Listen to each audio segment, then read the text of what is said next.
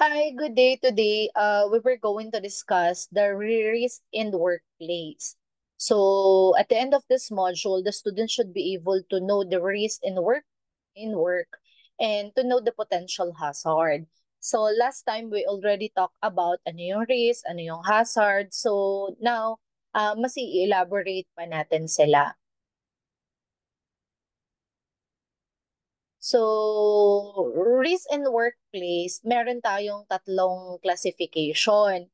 Meron tayong low risk workplace, average risk workplace, and high risk workplace. So now, nag-create ako ng PowerPoint presentation para at least mas mapakita ko sa inyo yung mga photos ng mga sample na trabaho, no? Na naka-under in the different classifications or categories. So first one is yung low risk workplace.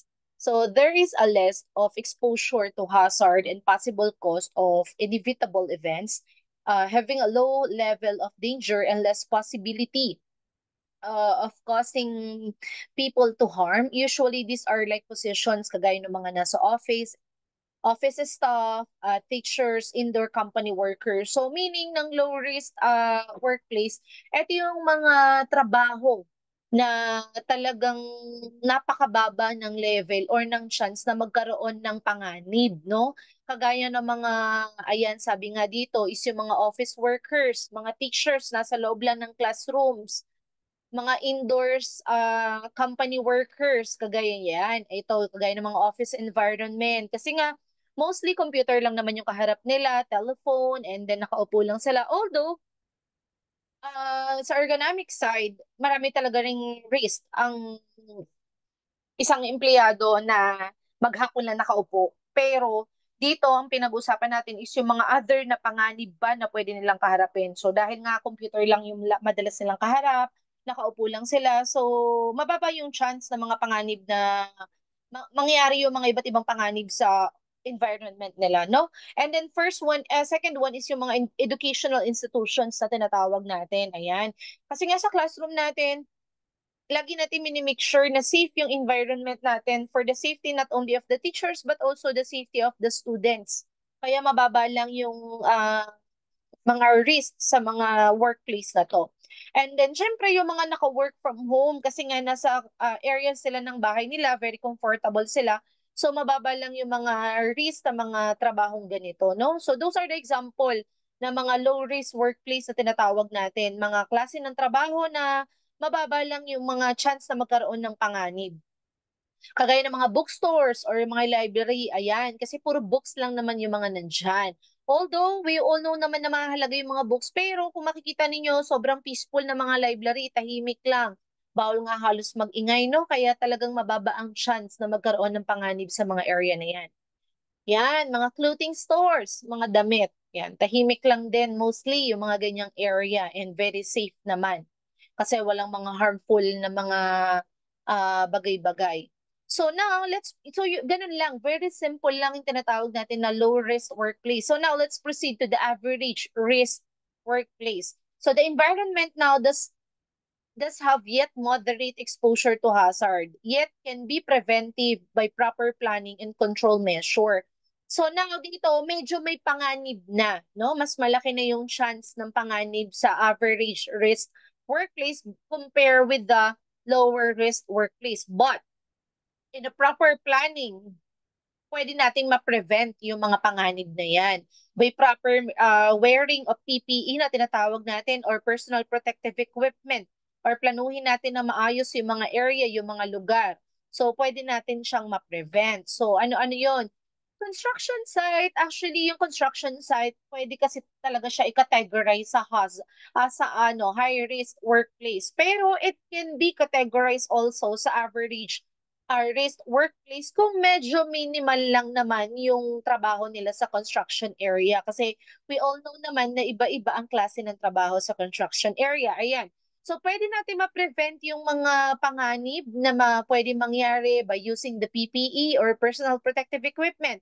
Kagaya ng mga hat, hand gloves, ayan, ng mga boots.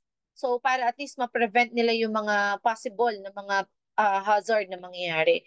So, ayan, healthcare clinic, ayan. So, medyo mas safe pa dyan kasi nga pwede namang ilimit natin yung mga pasyente dyan, mag-wear ng PPE ulit to prevent yung mga ganyang bagay, no? Ayan.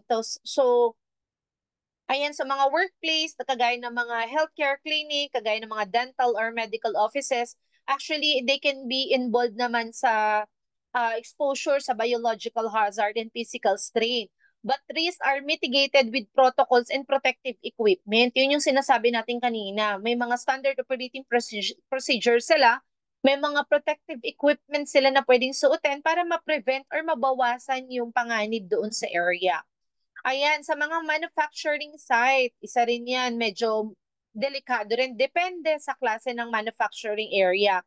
So, depending on the industry sa manufacturing, but it can be involved yung mga machinery, assembly lines, and the various materials.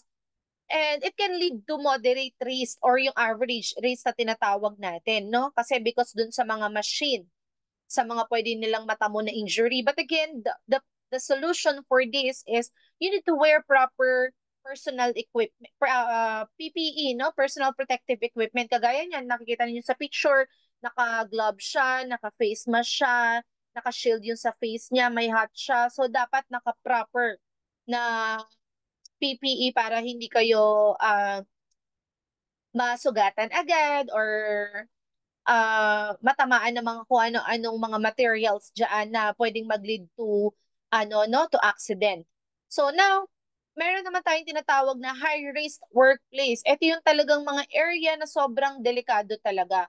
It refers to those wherein the presence of hazard affect not only the workers but people outside the workplace. Ayan, hindi lang yung mga taong nandun sa area yung maaapektuhan, but also it can affect with the other people, kahit outside na ng workplace, the exposure to safety hazard is high. Commonly, employees and customers are affected and probability of major accident is likely to occur.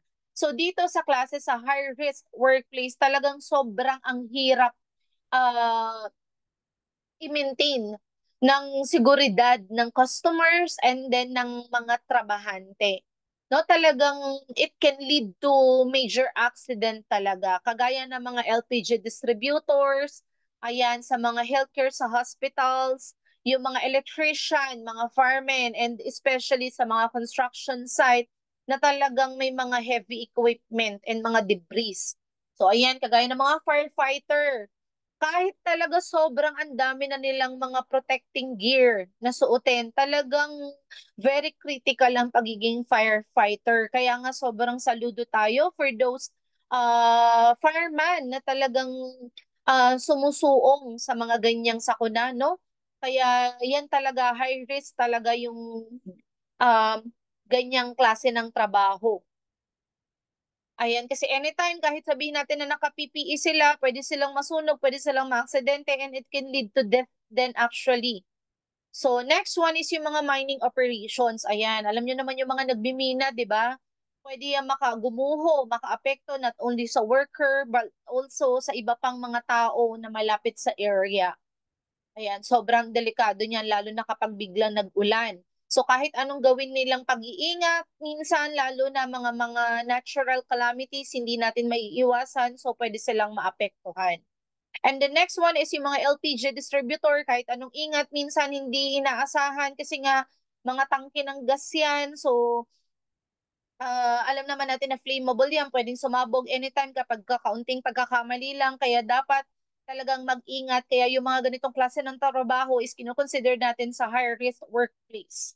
And next one is yung mga klase ng manufacturing facilities, especially if there are handling mga hazardous chemicals, no? Yan, mga chemical spills, toxic exposures, mga fire requiring stringent safety measures and protocol, talagang kailangan ng matindi at masusing pag-iingat sa mga ganitong klase ng trabaho. And next one is, ayan, syempre yung mga electrician, kasi we all know naman na high voltage, yung mga kuryente natin na yan, na minsan kahit naka-PPE sila or personal protective equipment na tinatawag natin, even though they are following the protocol, sometimes hindi talaga maiwasan na bigla na lang na nagkakaroon ng aksidente. Kasi nga talagang high risk or sobrang mapaganib yung mga ganitong trabaho. So those are the example ng mga different trabaho na pwede natin makategory as low, average, and high risk workplace, no? I hope you've learned a lot. Sobrang iksi lang nito, and if you have any questions or clarification, we will discuss on our face-to-face class. Thank you. Bye!